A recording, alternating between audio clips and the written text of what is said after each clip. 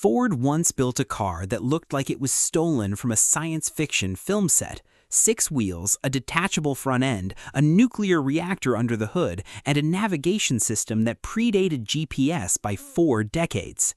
This is the Seattle-ite XXI, and once you hear what Ford actually put into this thing, you'll never look at your dashboard the same way again. To understand why this car exists, you need to understand 1962. The space race was consuming the public imagination. Nuclear energy felt like the answer to every problem, and flying cars weren't a joke, they were a genuine expectation. Seattle was hosting the Century 21 Exposition, a World's Fair built around the promise of tomorrow, complete with the Space Needle standing over it all like a giant alien antenna. Ford saw the moment and seized it. They debuted the Seattle-ite XXI right there on the fairground floor, and it stopped people cold. First, the body. At just under 18.5 feet long, this machine had the low, stretched silhouette of a limousine that had been aerodynamically sharpened to a point. The proportions were aggressive, deliberate, and deeply strange in the best possible way. But the body was just the appetizer. The front end of the Seattle-ite XXI could physically detach from the rest of the car.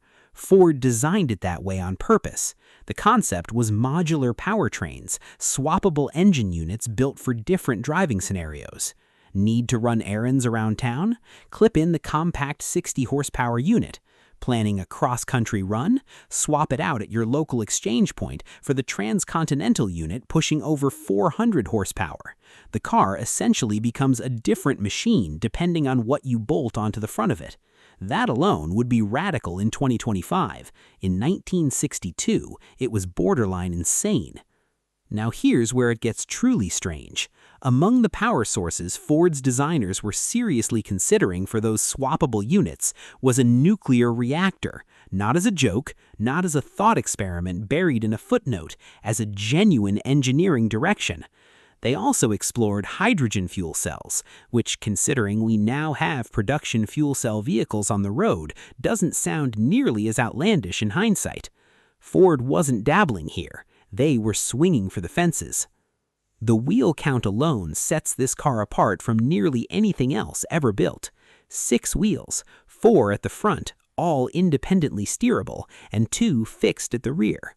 Ford's engineers believed this configuration would deliver superior traction, tighter braking response, and better high-speed stability. Sound familiar? That's because a nearly identical 6-wheel layout showed up on the Tyrrell P34 Formula One car in 1975, over a decade after Ford had already drawn it up on a concept sheet.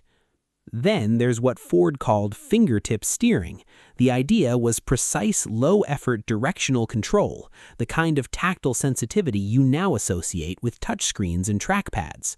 Ford promised it would deliver what they described as accurate zeroing in at all speeds.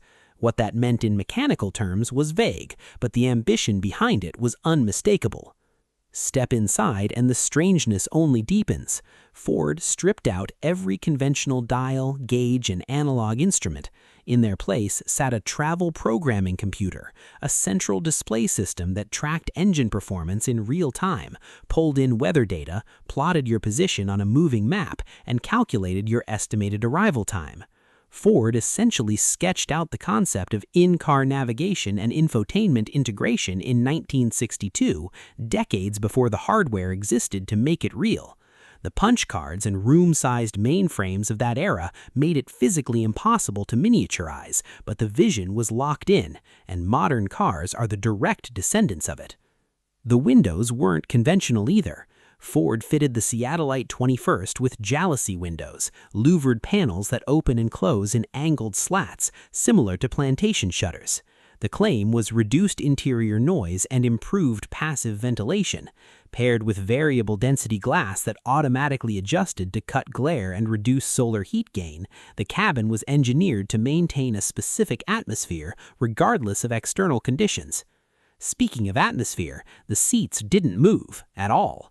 Ford fixed them in place and instead built the floorboard itself to slide forward and backward, bringing the pedals to the driver rather than the other way around. It's a solution that sounds impractical on paper and probably would have been a nightmare in a production car, but as a piece of conceptual thinking, it reveals just how thoroughly Ford's team was willing to question assumptions that everyone else treated as permanent. The cabin was specifically engineered for what Ford called tranquility, acoustic isolation from the drivetrain, controlled climate, a stripped-back interior that felt more like a personal capsule than a passenger compartment. Given that one of the proposed powertrains involved radioactive fuel, the word tranquil carries a certain dark humor. Here's a detail that ties the whole era together and shows how seriously Ford was taking this future-facing vision. In the early 1960s, Ford acquired Philco, a company that had already been supplying Ford with car radios for years.